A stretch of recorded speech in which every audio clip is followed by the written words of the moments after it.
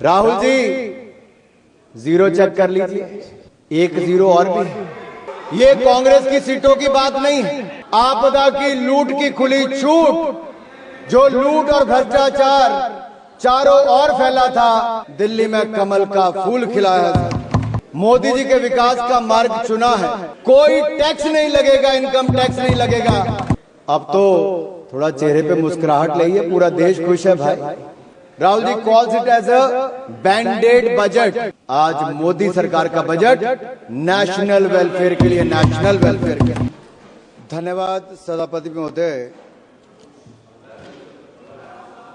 मैं माननीय प्रधानमंत्री जी का आभार प्रकट करता हूं, जिन्होंने बोलने का अवसर भी दिया। और आज हम गर्व के साथ कह सकते हैं, मोदी है तो मुमकिन है। और ये मुमकिन करके दिखाया, इसका सबसे बड़ा सबूत ये बजट है। क्योंकि ये सिर्फ एक वार्षिक बजट नहीं, ये विकसित भारत का रोड मैप है और संकल्प से सिद्धि तक ले जाने का रास्ता है। लेकिन माननीय सभापति जी, जैसे ही हम लोग विकसित भारत की बात करते हैं, विपक्ष के पेट में मरोड़ पड़ने शुरू हो जाते हैं। और यही नहीं, ये दर्द थोड़ा इससे भी ज्यादा दिखेगा। जावेद साहब सुनिए, पिछले कल ही नतीजे आए हैं, सुनिए। और दिल्ली के चुनाव के नतीजों ने बताया कि दिल्ली वालों ने आपदा मुक्त दिल्ली कर दी है। और ये कह दिया कि केवल नारा नहीं है, दिल्ली के दिल में मोदी है, ये करके दिखाया है। और दिल्ली वालों ने आपदा की लूट की खुली छूट। जो लूट और भ्रष्टाचार चारों ओर फैला था, आज उनको बाहर का रास्ता दिखाया है। दिल्ली में कमल का फूल खिलाया था। महान जनता ने, दिल्ली की महान जनता ने 10 साल के कुशासन और प्रदूषण को बाहर का रास्ता दिखाया। दिल्ली की जनता ने मोदी जी के विकास का मार्ग चुना है। आज मैं ये कह सकता हूं, आज अंधेरा छटा है, आपदा का बादल फटा है, दिल्ली के सौभाग्य का सूर्योदय हुआ है। क्योंकि दिल्ली में कमल खिला है, दिल्ली में कमल खिला है। यही नहीं, हमारे बड़े बुजुर्ग कहते हैं कि जब माता लक्ष्मी आपके ललाट पर आपका तिलक करने आए, तो मुंह धोने ना चले जाएं, फटाफट अपना तिलक कराएं। और इसी तरह का अवसर किसी को गंवाना नहीं चाहिए। ऐसा ही मोदी सरकार ने अवसर दिया, जहां मां लक्ष्मी आप सबके द्वार आई है। 12 लाख तक कोई टैक्स नहीं लगेगा, इनकम टैक्स नहीं लगेगा, जो आज तक संभव नहीं हुआ। इसलिए तो कहते हैं मोदी है तो मुमकिन है, क्योंकि 12 लाख तक जीरो टैक्स कर दिया है। और मैं विपक्ष के मित्रों से कहना चाहता हूं, अब तो थोड़ा चेहरे पे मुस्कुराहट लाइए, पूरा देश खुश है भाई। आपको भी टैक्स नहीं देना पड़ेगा। मैं आगे बताऊंगा इंदिरा जी के समय क्या क्या होता था। आज भारत के 4 ग्रोथ इंजन तय हुए हैं। एग्रीकल्चर हो, एमएसएमई हो, इन्वेस्टमेंट हो या एक्सपोर्ट हो। और हमने जो विकसित भारत के लिए लक्ष्य तय किए हैं माननीय सभापति जी, वो भी सन 2047 तक शून्य गरीबी होगी, गरीबों को गरीबी से मुक्ति मिलेगी। वहीं पर 100% गुणात्मक शिक्षा दी जाएगी। हर व्यक्ति को अच्छी स्वास्थ्य की सुविधा और सस्ते दाम पर दी जाएगी। और वहीं पर श्रमिकों का कौशल विकास होगा और उचित उनको रोजगार के अवसर दिए जाएंगे। हमारे विकास की भागीदारी में महिलाओं को 70% उनका योगदान इकोनॉमिक एक्टिविटीज में होगा। और हमारे किसानों के दम पर भारत दुनिया की फूड बास्केट बनेगी, यानी कि food basket of the world हम भारत को बनाकर दिखाएंगे।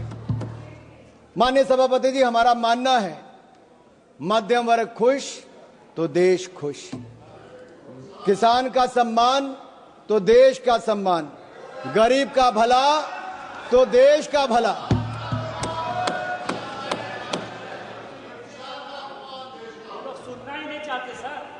सभापति जी, अगर मैंने देश के सम्मान की बात की, गरीब के कल्याण की बात की, मध्यम वर्ग के खुशी की बात की, तो इनको दर्द क्यों हुआ है? क्योंकि 60 वर्षों तक आपने दर्द दर्द और दर्द ही दिया है और हमने दर्द से मुक्ति दिलाने का काम किया। और वो मोदी जी ने दी मध्यम वर्ग को राहत तो विपक्ष को हुई आहत, और इनका दर्द दिखाता है। ना इनको मध्यम वर्ग से मतलब है, ना ही गरीब से, और इनका तो वही घिसा पिटा पुराना टेप रिकॉर्ड चल रहा है। कुछ नया तो है ही नहीं, नई सोच नहीं, कुछ नया कहने के लिए नहीं। महोदय, इस बार विदेशी चिंगारी ना होने का असर साफ दिख रहा है, और ये विपक्ष पर विदेशी चिंगारी ना होने का असर साफ दिख रहा है। उधर चिंगारी बुझी और इधर विपक्ष बुझ गया है। समझ रहे हैं ना आप? निशिकांत जी ने सुबह बताया भी था थोड़ा सा, और समझदार को तो इशारा ही काफी होता है। इनके जमाने में इनकम टैक्स का चाबुक चलता था, टैक्स टेररिज्म था, और ये टैक्स का चाबुक चलाने वाले हमसे पूछ रहे हैं कि आपने बजट ऐसा क्यों दिया है। और राहुल गांधी जी क्या कहते हैं? नेता प्रतिपक्ष कहते हैं, Rahul ji calls it as a band aid budget. अरे आप लोग घाव देते रहे, हम घाव भरते रहे।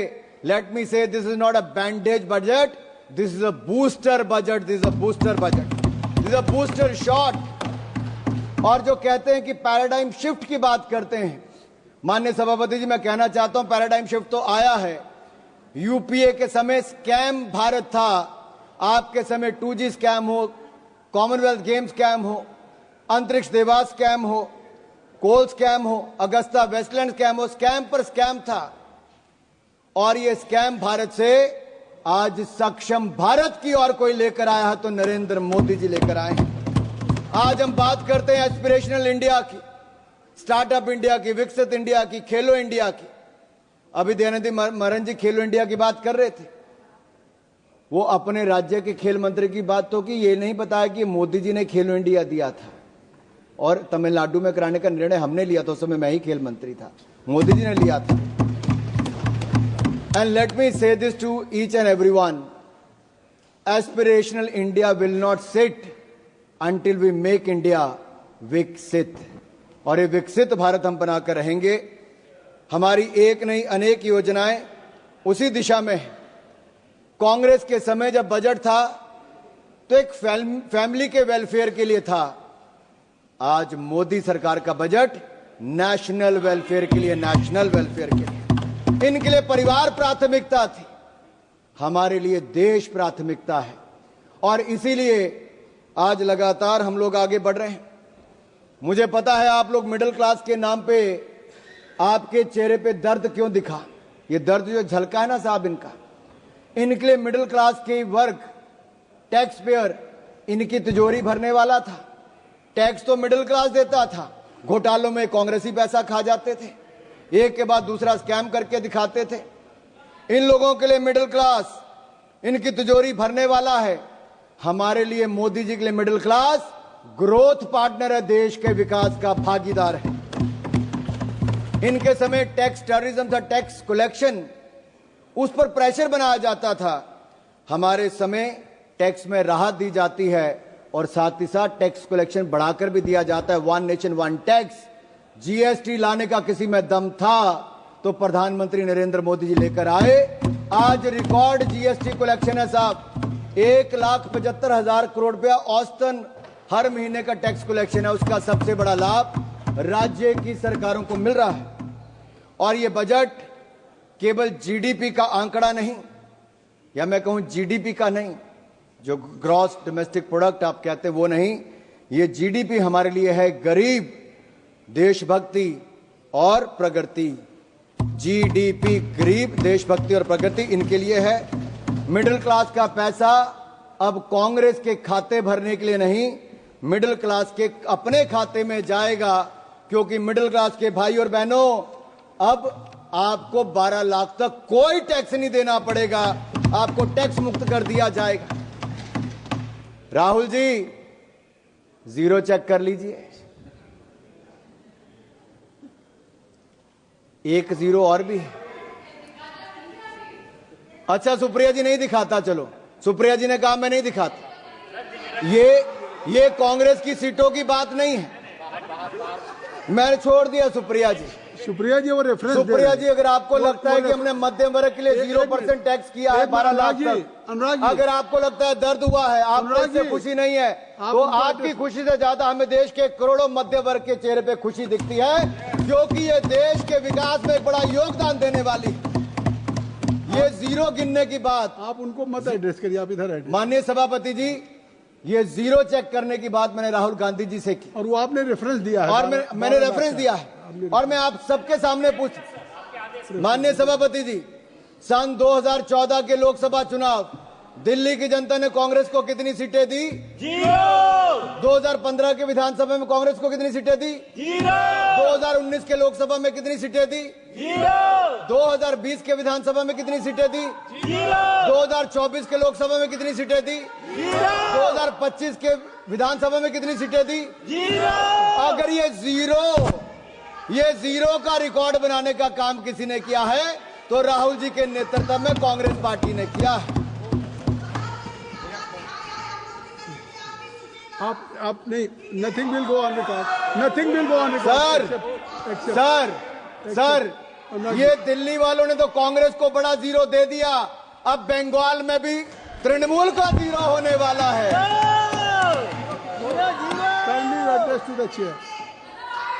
Nothing will go on the record except Anurag Thakur ji.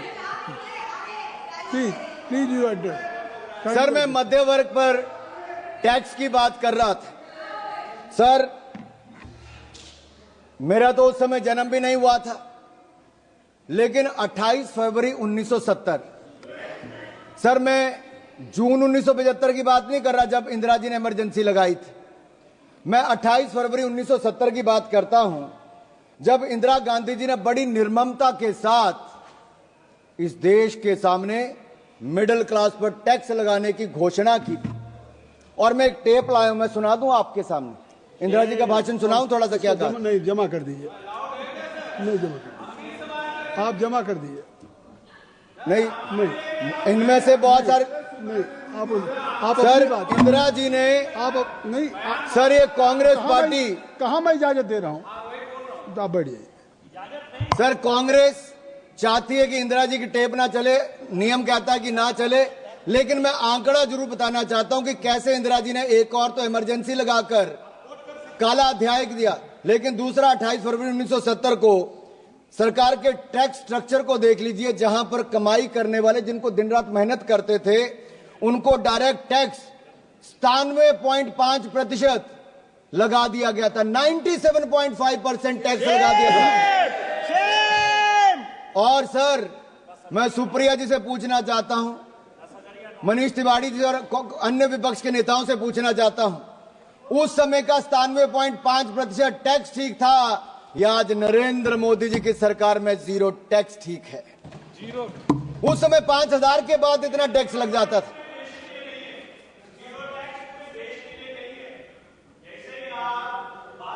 Record में नहीं जा रही, कोई चीज रिकॉर्ड में नहीं जा रही। Nothing will go on record except Anurag Thakur ji speech. Please आप कहिए। माननीय सभापति जी, आप उधर क्यों देखते हैं? माननीय सभापति, आप इधर देखिए। मैं आपको ही कह रहा हूं माननीय सभापति जी, ये मनीष जी का दर्द बहुत हल्का, क्योंकि इनकी आमदन 12 लाख से ज्यादा हो सकती है, मैं उस पर टिप्पणी नहीं करूंगा, लेकिन जो करोड़ों लोगों की 12 लाख तक की आमदन है, मैं पूरी जिम्मेदारी के साथ कहता हूं 12 लाख तक कोई टैक्स नहीं देना पड़ेगा, जीरो टैक्स है। और मैं याद करा दूं कांग्रेस के अपने मित्रों को, उस समय 5000 की आमदन के बाद 97.5% टैक्स सरचार्ज लगा के कर दिया था। और काला धन अगर किसी के कारण इकट्ठा हुआ, भाई निशिकांत दुबे जी को याद होगा, प्रणब मुखर्जी ने जो अपना व्हाइट पेपर दिया था, उस सब में कहा गया था कि काला धन के पीछे कारण क्या है, तो उस समय की कांग्रेस की नीतियां थी जो काला धन करने के लिए काम करना पड़ता था। यही दिया था कि नहीं दिया?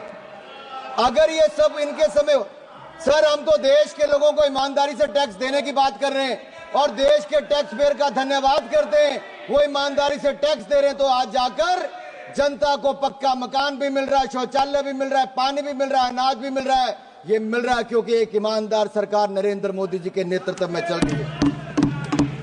ये मिडिल क्लास के खाते में सेंधमारी करते थे।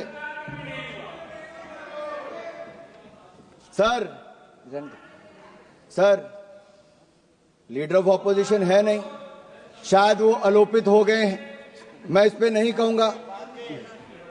सर वो बार बार सर बैठे बैठे मत टिप्पणी करिए जावेद साहब।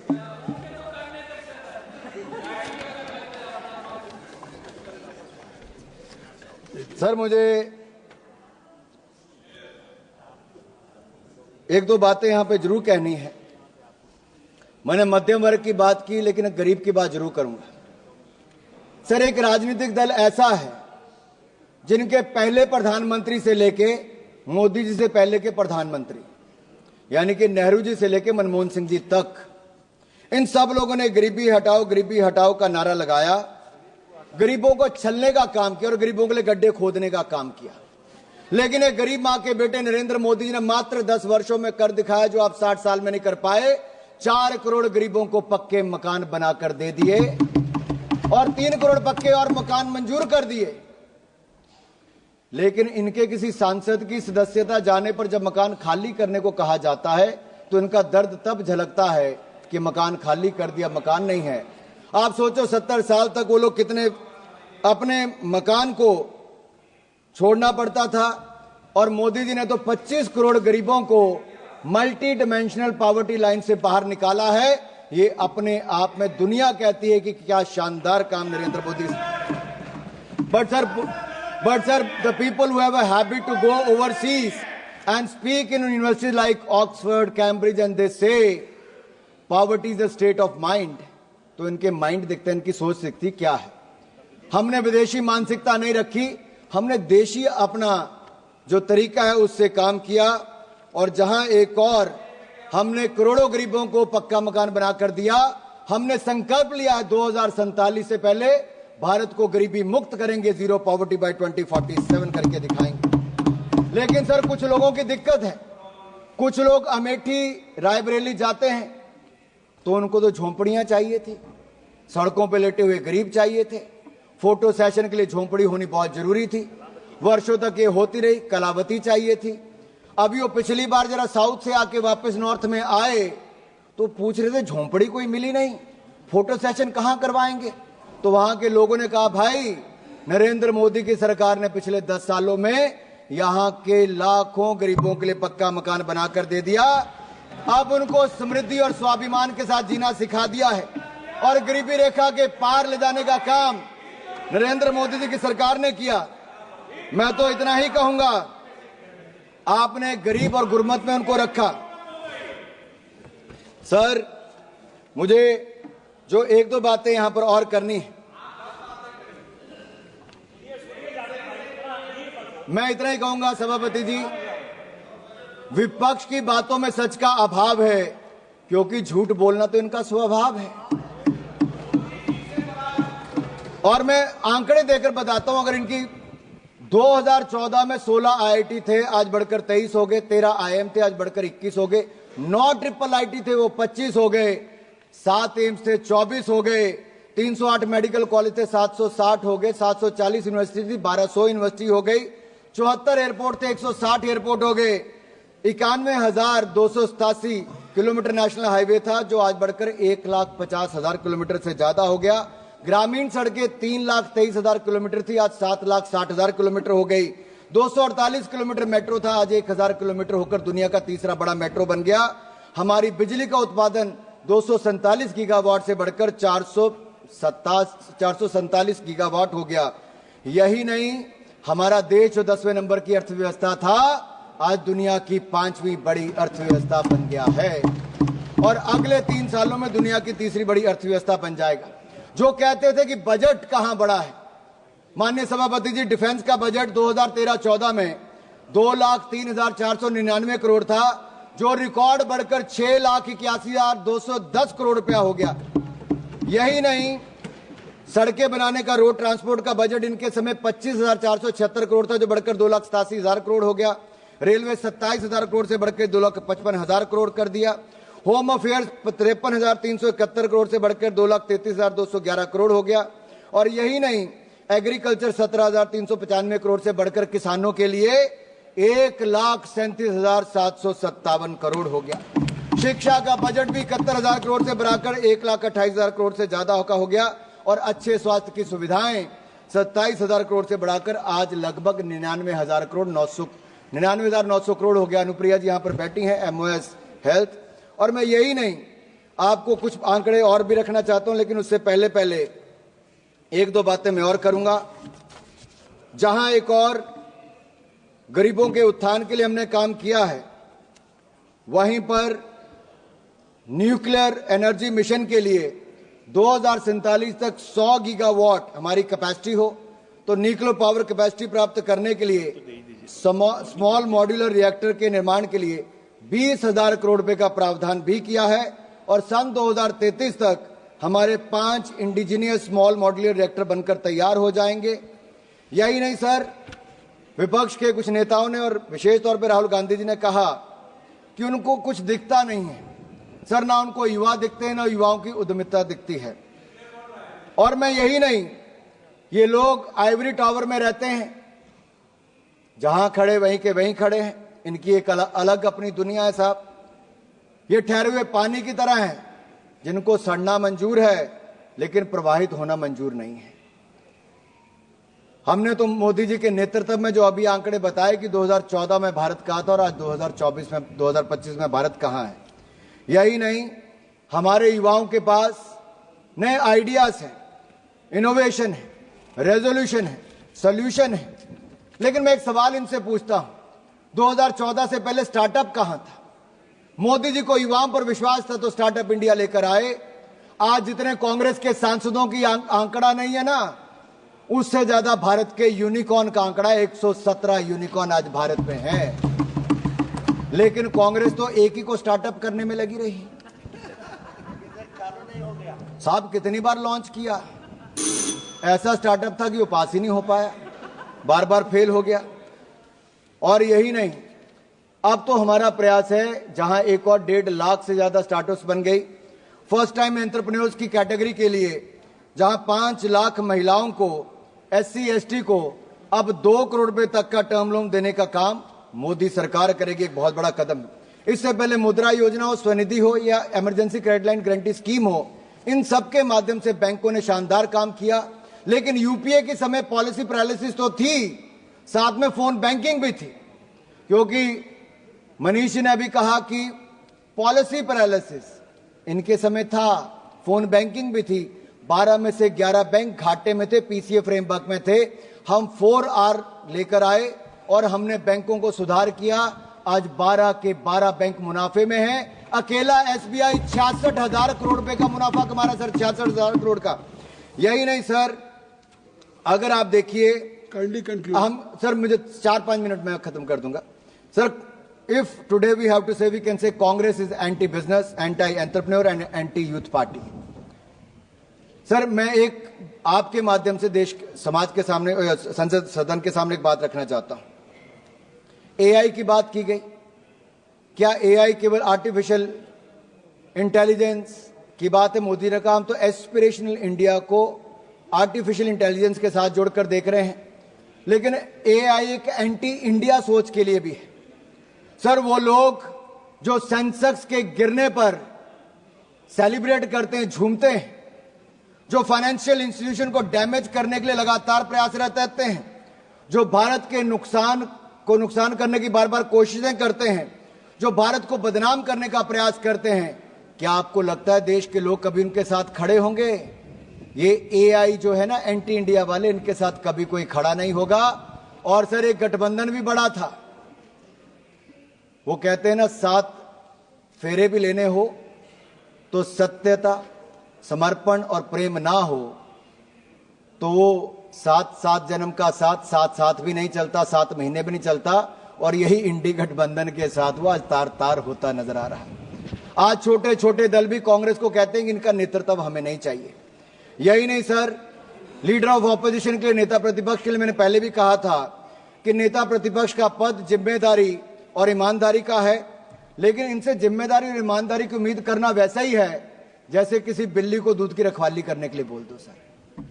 और यही नहीं सर, हमने सेमीकंडक्टर को लेकर आए, बड़ी बड़ी हजारों करोड़ की इन्वेस्टमेंट आई, एस्पिरेशनल इंडिया को, आर्टिफिशियल इंटेलिजेंस को भी आगे लेकर आएंगे। सर मैं 2 मिनट में बस खत्म कर रहा हूं। आर्टिफिशियल इंटेलिजेंस का इस्तेमाल मोदी जी भारत के सशक्तिकरण के लिए करना चाहते हैं, लेकिन विपक्ष के एक नेता इसको विभक्तिकरण के लिए करना चाहते, क्योंकि वो एआई का उपयोग कास्ट सेंसस के लिए करना चाहते हैं, जो आज भी जात पात से बाहर ना आना चाहते हो। अभी एक सांसद ने भाषण दिया, उन्होंने केवल एक क्षेत्र की बात करके छोड़ दी सर। आज भी क्षेत्रवाद जातवाद के नाम पर अगर विपक्ष देश को बांटने का प्रयास करेगा, और कांग्रेस के एक सांसद ने पिछले सत्र में भी, पिछले जो हमारा सदन था उसमें भी कहा था कि दक्षिण भारत के लिए कर दीजिए, वहां की जनता ने भी उसको वापस चुनकर नहीं भेजा, क्योंकि देश एक रहना जानता है और मोदी जी के नेतृत्व में एक रह के आगे बढ़ना चाहता है। मैं राहुल गांधी जी ने कहा कि देश के फिस्कल डेफिसिट की बात की, मैं ये कहूंगा राहुल जी, आप फिस्कल डेफिसिट से ज्यादा अपने पॉलिटिकल डेफिसिट की चिंता कीजिए। फिस्कल डेफिसिट की चिंता मोदी जी कर लेंगे, दूसरे का मुझे पता नहीं।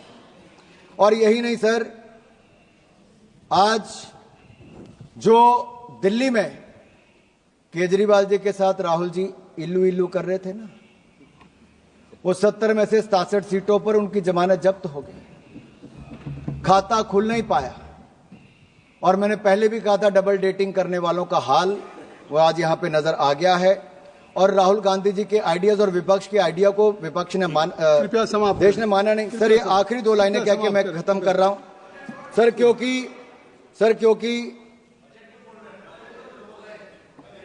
सर मैं इतना ही कहूंगा, उन्होंने आंकड़े दिए हैं ना, आज देश और दुनिया में सर एक बहुत बड़ा आयोजन चल रहा है, वो है दिव्य और भव्य महाकुंभ का। भक्ति, अध्यात्म और सामाजिक समरसता से ओत प्रोत भारत का दर्शन करने का इससे अवसर मिलता है। सर मुझे भी परसों जाने का अवसर मिला, मैंने भी कुंभ में स्नान किया। मैं इस अलौकिक आनंद का वर्णन नहीं कर सकता।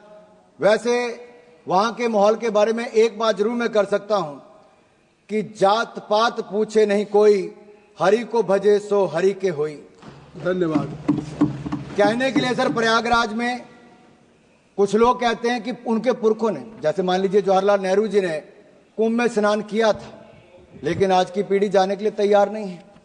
हालांकि जाते तो अवसर मिल जाता स्नान करने का भी, भारत के दर्शन करने का भी, दादाजी की समाधि पे फूल चढ़ाने का भी। और यही नहीं, हाँ हो सकता है सर अंकल सोरोस और अंकल सैम ने मना किया हो, कृपया समाप्त और फतवा जारी कर दिया हो कि ना कोई रामलला के दर्शन करने जाएगा, ना कोई कुंभ स्नान करने जाएगा। सर ये वही है जो दिल्ली के चुनाव में जिनके, कृपया समाप्त करें। Sir don't cut my time sir. कृपया समाप्त करें, कृपया समाप्त कर दिए। सर मैं बजट समाप्त कर दें। सर मैं समाप्ति कर रहा हूं। सर मैं इतना ही कहूंगा, काफी बात आपकी। सर ये लास्ट लाइन कह के कर रहा हूं कि जहां हम भारत की क्षमताओं को बढ़ाने का काम कर रहे हैं, वहीं पर जब हमने बिहार के बारे में बात की कि मखाना बोर्ड वहां पे बनाएंगे, तो जो लोग वहां जाके दूसरों के साथ मटन बनाने का काम करते थे, मखाना बोर्ड पर उनके चेहरे मुरझा गए। ऐसा क्यों है सर? सर ग्रीनफील्ड एयरपोर्ट की बात हमने बिहार के लिए, तो उसका विरोध करना शुरू कर दिया। कोसी कनाल प्रोजेक्ट की बात की, national institute of food technology की बात की, तो उस पर भी सर मैं ये कहूंगा कि मोदी सरकार का ये बजट जो है वो विकसित भारत बनाने के लिए है, वो उसी दिशा में आगे बढ़कर है। और पूरे देश ने मोदी जी के इस बजट का स्वागत किया है। आपने मुझे बोलने